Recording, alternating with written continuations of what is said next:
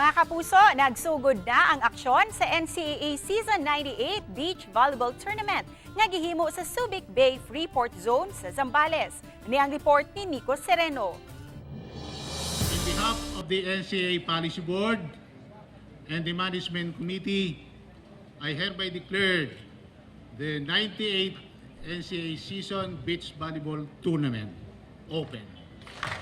Human mabakante sulod sa tulo ka season tungod sa pandemya, nagbalik aksyon sa sand court ang beach volleyball sa season 98 sa NCAA. We are becoming the beach volleyball center of the Philippines. And of course, we wish to extend our gratitude for always looking at Subic. Napu ka teams ang magsangka sa women's division ug laing napu usab sa men's division.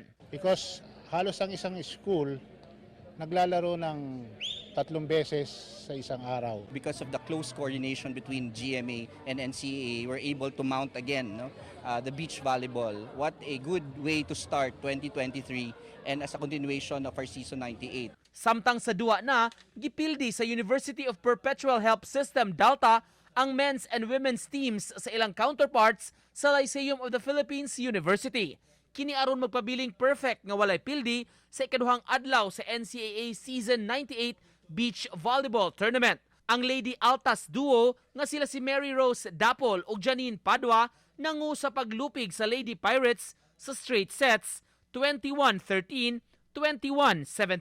Samtang sa men's division nga gilangkuban nila ni Louie Ramirez ug Jefferson Marapok midominar sa Pirates sa 21-8, 21-15 nga kadaugan. Nangu sila sa team standings sa ikaduhang adlaw sa tournament.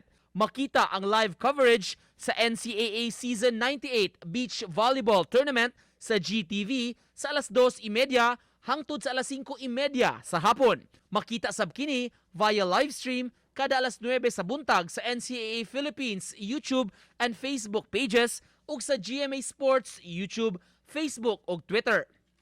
Nico Sereno, Balitang Bisdak.